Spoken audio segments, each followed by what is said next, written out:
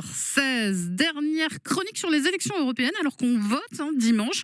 Enfin, pas tout le monde, Jules Hauss. L'enjeu du scrutin européen, c'est bien souvent l'abstention. C'est l'élection qui passionne le moins les foules.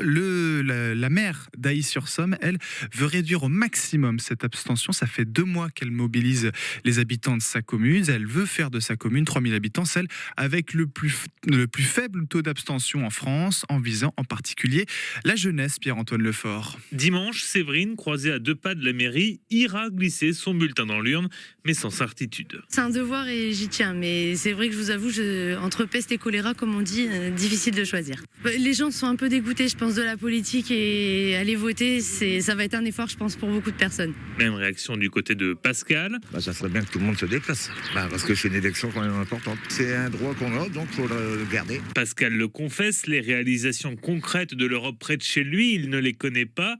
C'est donc là-dessus que la mairie a décidé d'axer ses actions. Je suis Axel Poiré, étudiant en service civique à la mairie d'Ailly-sur-Somme, en charge de la vie sociale. Et c'est lui qui pilote le projet. Il a notamment réalisé une vidéo postée sur les réseaux sociaux. Quel est le point commun entre la véloroute du chemin de halage, notre halte fluviale, les bus Nemo d'Amiens ou encore le programme Erasmus?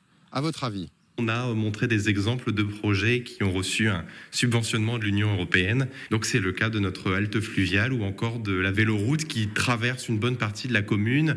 Donc c'est intéressant de montrer qu'il y a aussi des projets dans la vie quotidienne qui ont été rendus possibles en partie grâce à l'Union européenne. À cela, il faut ajouter des affichages dans les rues pour pouvoir faire d'Ailly-sur-Somme la commune avec le taux d'abstention le plus faible de France. Ici, en 2019, 44% des habitants n'étaient pas allés voter, rappelle la maire Catherine Benedini. La priorité, effectivement, je vais le dire quand même, c'était de toucher les jeunes parce que j'ai encore eu un monsieur ce matin au téléphone qui a 97 ans et qui m'a dit il faut absolument que tu passes me chercher parce qu'il peut plus se déplacer lui, mais il veut venir voter, donc je dirais que les personnes âgées, on les touche toujours. En revanche, ce sont les jeunes qu'il faut qu'on touche. Donc la priorité de ce vote, c'est que j'espère en tout cas accueillir beaucoup de jeunes. Vous visez combien en participation ? 99%. On compte sur vous parce qu'à Ailly, on vote. L'objectif sera-t-il tenu ? Réponse dimanche soir. Merci Pierre-Antoine Lefort. Et au niveau national, à la dernière élection européenne, un